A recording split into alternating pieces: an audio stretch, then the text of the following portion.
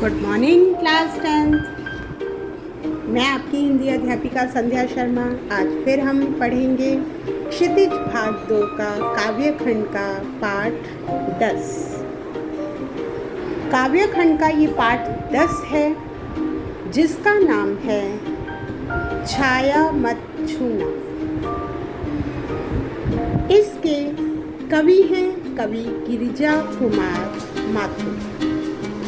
छाया मत छूना कविता के माध्यम से कवि यह बताना चाहता है कि जीवन में सुख और दुख दोनों की उपस्थिति है।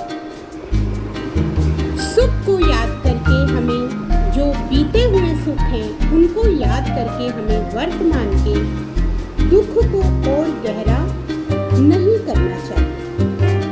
कवि के शब्दों में इससे दुख क्या हो जाता है, दोगुना हो जाता है। तो आइए पहले हम कवि का जीवन परिचय जान लें।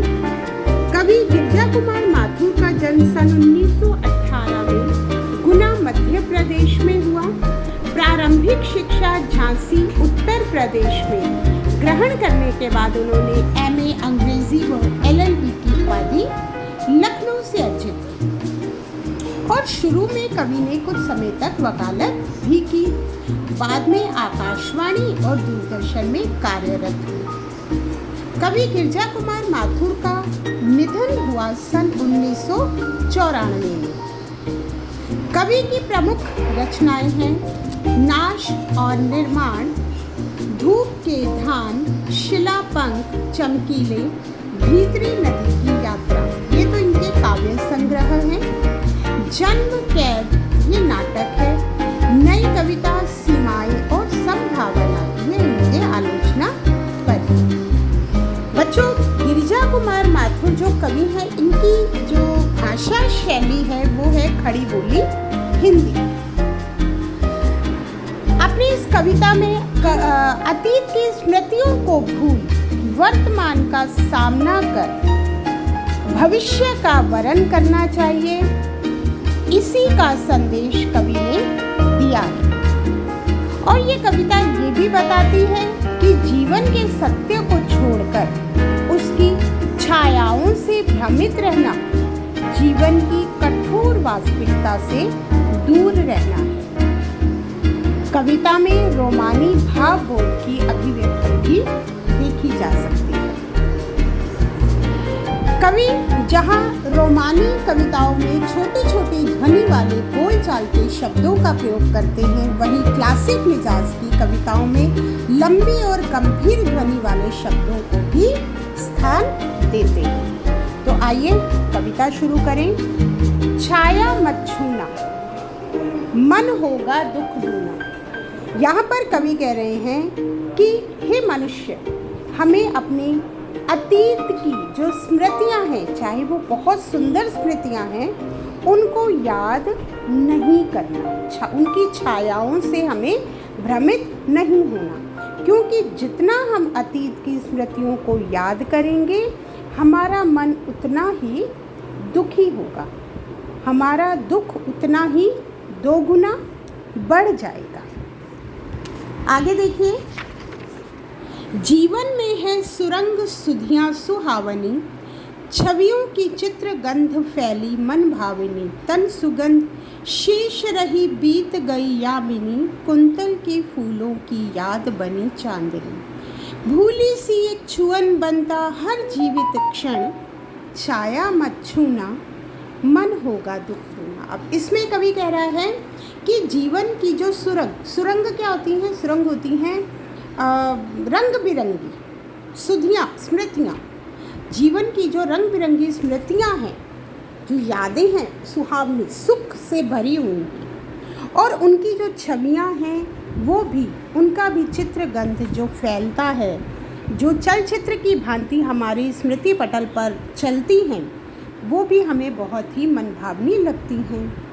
अब यहाँ पर कवि अपनी प्रियसी के साथ बिताए हुए पलों को याद करता है और कहता है कि सारी रात यामिनी अर्थात तारों भरी रात बीत गई, लेकिन मेरी प्रियसी के तन की जो सुगंध है वो अभी भी मेरे मानस पटल पर छाई हुई है। कुंतल के फूलों की, कुंतल होते हैं बाल, प्रेयसी के बालों में जो उसने फूल लगा रखे हैं उनकी याद भी चांदनी के समान मेरे स्मृति पटल पर है। और भूली सी एक छुअन, ये जीवन का जो हर क्षण है उन यादों को याद करता रहता है, और जिससे क्या होता है कि उन स्मृतियों को याद करके मन जो है वो दोगुना दुखी हो जाता है, मन को दुख पहुंचता है। तो इसलिए कवि वापस यहाँ कहता है कि छाया मत छूना, मन होगा दुख दूना। तो हे मनुष्य, हे मानव, छायाओं के भरोसे मत रहना। आगे देखिए, यश है न वैभव है, मान है न सरमाया, जितना भी दौड़ा तू उतना ही भरमाया। प्रभुता का शरण बिंब केवल मृग तृष्णा है, हर चंद्रिका में छिपी एक राग कृष्णा है। जो है यथार्थ कठिन उसका तू कर पूजन, छाया मत छूना, मन होगा दुख। फिर से कवि कहता है कि जो भी जीवन में, हे मनुष्य, तेरे जीवन में जो भी यश या वैभव, जो सम्मान, जो सरमाया है, वो सब कुछ क्षणिक ही है। तो उनके पीछे जितना भी जाएगा, जितना भी दौड़ेगा, वो तुम्हें उतना ही भ्रमित करेंगे। प्रभुता, प्रभुत्व का जो शरण बिंब है, जो तुम्हें प्रभुत्व मिला, वो भी केवल एक मृग तृष्णा है। मृग तृष्णा अर्थात जैसे रेगिस्तान में, गर्मी के दिन में रेगिस्तान में एक हिरन भागता है और सूरज की जो रोशनी अगर रेत पर पड़े तो वो चमकीली दिखाई देती है, दूर से ऐसे लगता है कि उसको वहाँ पर पानी है। तो उस मृग तृष्णा में वो हिरन भागता रहता है। तो प्रभुता का जो शरण बिंब है, जो प्रभुत्व है, वो केवल मृग तृष्णा के समान है, क्योंकि प्रत्येक चांदनी रात के बाद एक अमावस की रात आती ही है, क्योंकि हर पूर्णिमा के बाद अमावस तो आएगी ही। तो इसलिए कवि कहता है जो यथार्थ है, जो वर्तमान है, उसी का ही है मानव, तो उसी की ही पूजा कर, उसी का वर्ण कर। छाया को मत छूना, क्योंकि जितना उसको छुएगा उतना ही तेरा मन दुखी होगा। आगे कवि कहता है दुविधा साहस है, दिखता है पंथ नहीं, देह सुखी हो पर मन में दुख का अंत नहीं। दुख है न चांद खिला शरद रात आने पर, क्या हुआ जो खिला फूल रस बसंत आने जाने पर, जो न मिला भूल उसे कर तू भविष्य बन। यह कवि कहता है कि मनुष्य में साहस तो है, लेकिन उसे दुविधा है, और दुविधा के कारण उसे अपना रास्ता, सही रास्ता दिखाई नहीं देता। देह सुखी हो, या फिर कवि कहता है कि अगर हमारा शरीर दुख हो और मन में कोई सुखी हो, और मन में अगर कोई दुख है, तो वो जो सुख है हमें उतना शांत नहीं करता, उतना हमें प्रसन्नता नहीं देता। दुख है न चांद खिला शरद रात आने पर, दुख है और चांद भी नहीं खिला, चांद चाहे कितनी भी चांदनी रात आ जाए, क्योंकि अगर मन में दुख है तो ना तो चांद खिला दिखाई देता है, ना शरद चांदनी रात दिखाई देती है। क्या हुआ जो खिला फूल रस बसंत जाने पर, और फिर जब बसंत ऋतु चली जाए तो फूल खिलते हैं, उसके बाद तो ऐसा नहीं होता।